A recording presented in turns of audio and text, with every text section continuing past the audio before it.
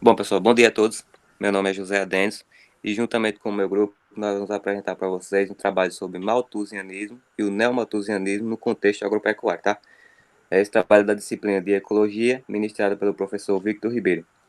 E aí o grupo é formado por Matheus Carvalho, João Rufino, Nelson Teodoro, Juliana Vicente, Vinícius Melo e José Adenso. Então, próximo.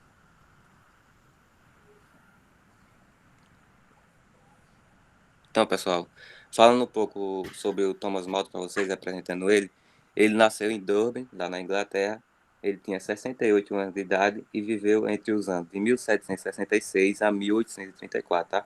Ele foi um grande economista, sociólogo e matemático para o país e um importante demógrafo também para a população, porque ele é considerado o pai da demografia, porque ele escreveu vários livros, várias obras, e dentre essas duas obras importantes, ele escreveu essa daí, da imagem à direita. Ela é a mais importante porque ela explica a teoria malthusiana, tá? Então, nós vamos falar sobre essa teoria nos próximos slides. Bom dia, me chamo João Rufino e vou falar um pouco sobre a teoria malthusiana. Então, que ela foi elaborada por Thomas Robert Malthus, né? Onde ele concluiu que se o crescimento populacional não fosse contido, a população cresceria, segundo uma progressão geométrica. E a produção de alimento cresceria segundo uma progressão aritmética, né? Onde ele considerava que a população dobraria a cada 25 anos. Só que essa teoria não se concretizou, porque ele não previu que a Revolução Industrial seria capaz de mudar todo o cenário mundial, por conta de novas técnicas de produção de alimentos que foram desenvolvidas, aumentando a produção. Pode passar. Bom dia, sou o Vinícius e vou falar um pouco sobre a Revolução Agrícola. A Revolução Agrícola ocorreu com o incremento de tecnologias. As técnicas que são até então aplicadas. O objetivo era aumentar a produção de alimentos e a produtividade da terra. E os resultados foram obtidos por meio de técnicas como a rotação de cultura, e assim evitando o esgotamento do solo e a diversificação das sementes. E o uso de cavalos foi bastante utilizado, que aumentou a produtividade e reduziu a necessidade da força humana empregada, que no caso era do início do plantio até a colheita, que esse posto fez com que o emprego da força humana fosse diminuindo. E outra decisão que foi também tomada foi dividir o espaço entre a agricultura e a pecuária.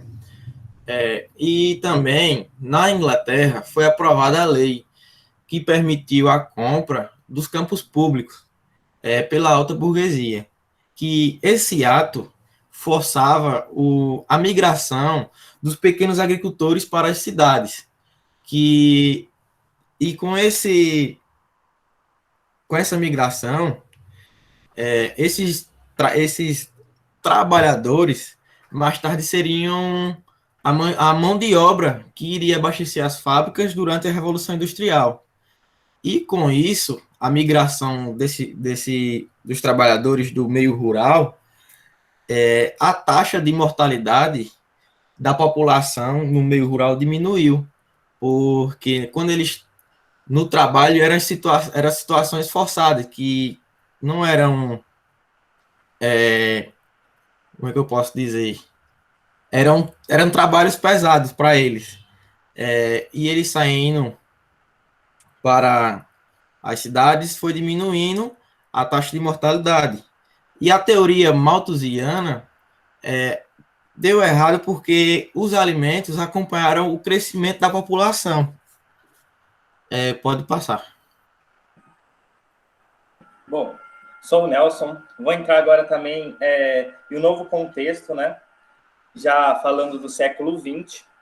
Isso após a Revolução Industrial, que os países desenvolvidos eles conseguiram administrar esse seu crescimento populacional com a produção de alimentos, só que, porém, a gente entra num século em que começa a Grande Guerra Mundial, né, a Primeira Grande Guerra Mundial, a crise de 29 e também a Segunda Guerra Mundial, que desestabiliza a maioria dos países desenvolvidos numa crise econômica e grande. E assim que após a Segunda Guerra Mundial, todos os soldados, exércitos voltam para sua casa e começam a constituir família agora, sem pensar mais em outra guerra, né? Já estamos pensando entrando numa guerra fria, né? E com essa criação de família e também consequente dos países subdesenvolvidos começarem a entrar agora a sentir o efeito da Revolução Industrial, porque, como foi dito, a Revolução Industrial ela mexeu com os países desenvolvidos. Subdesenvolvidos foram sentir essa revolução mais para frente. Isso pós a Segunda Guerra Mundial, os países subdesenvolvidos começaram a entrar em êxodo rural, a sair do meio urbano e para a sair do meio rural e para o meio urbano, né? E com isso também diminuir a taxa de mortalidade, tendo esse efeito que é chamado de baby boom, que é o grande crescimento, como podemos observar no gráfico, é a faixa do meio, né? A faixa azul é o crescimento dos países menos desenvolvidos, né? Subdesenvolvidos de 1,5 bilhão em 1950 até meados de 2000 ali já tinha cerca de 4 bilhões, 6 bilhões, quer dizer, de pessoas, entendeu? Então, começou a ter um crescimento absurdo populacional decorrente a esse êxodo rural, também a Revolução Industrial. Então, o pensamento começou a ressurgir, o pensamento malthusianismo, chamado agora de neomalthusianismo, que significa que agora essa população está crescendo exponencialmente e que não vai dar conta dessa produção agrícola e pecuária da época, que pode gerar morte e fome de milhares de pessoas. E esse pensamento volta a ser retomado a partir da Segunda Guerra Mundial, pelo esse grande efeito de população, esse baby boom decorrente dessa Revolução Industrial. Bom. Bom dia, pessoal. Juliana falando. Eu irei dar continuidade aqui sobre a teoria neomalthusiana, né? Ela é uma teoria demográfica desenvolvida a partir da elaboração das ideias do pensador inglês Thomas Malthus, né? Essa perspectiva, em linhas gerais, preconiza a difusão de medidas governamentais para intensificar o controle do crescimento da população, principalmente em países considerados subdesenvolvidos ou periféricos. Ou seja, a teoria neomalthusiana defende o controle do crescimento populacional para conter o avanço da miséria nos países subdesenvolvidos, né?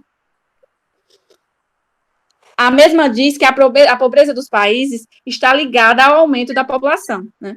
A imagem aí em que essa mulher está dando esse contraceptivo para essa senhora que pediu uma esmola, né? Ela retrata essa ideia de que a pobreza está diretamente ligada a essa cultura do aumento populacional, onde as pessoas com menos filhos têm condições de dar um melhor conforto à sua família. E nessa outra imagem, a gente vê aí um mundo superlotado de pessoas já sem suportar, né? Pode passar.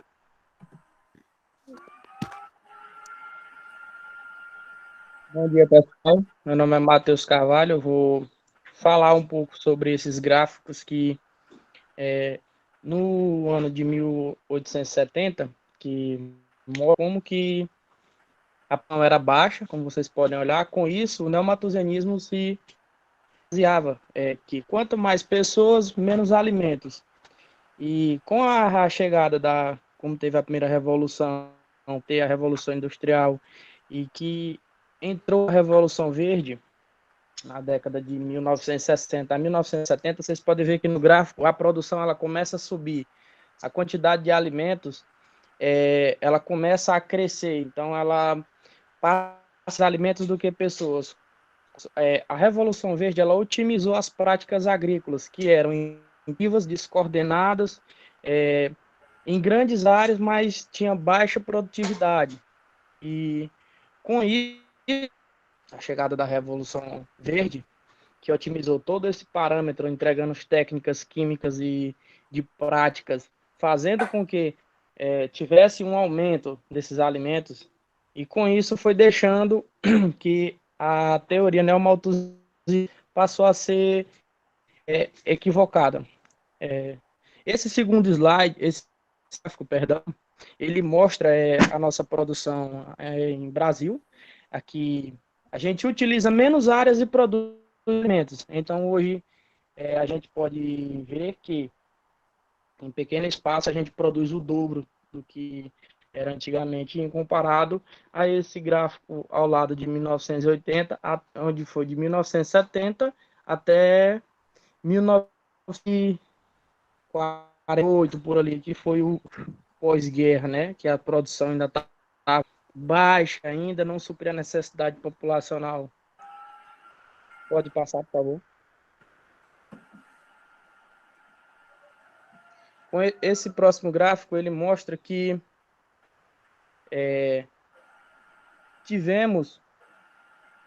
a gente pode ver, ó, a área de produção em 1.000 hectares, ela diminuiu.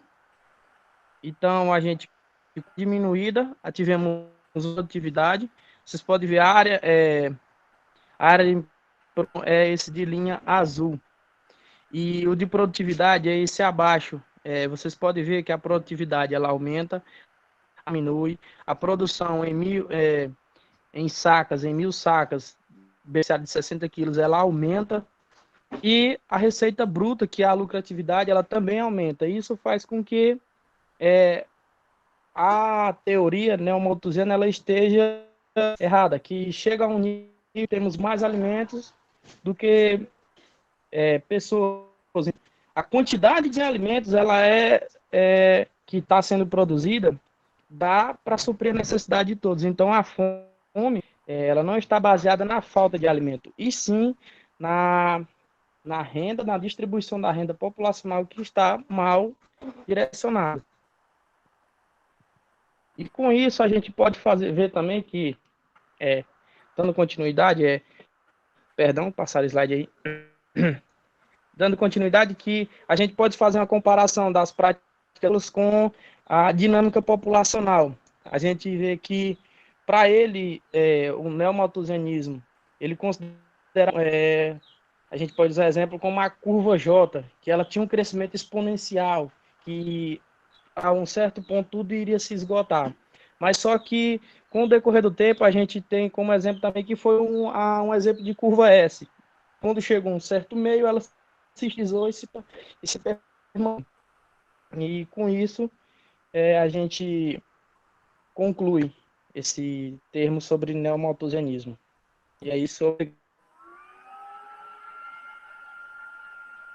Bom, essa é a bibliografia usada no nosso trabalho. Muito obrigado a todos.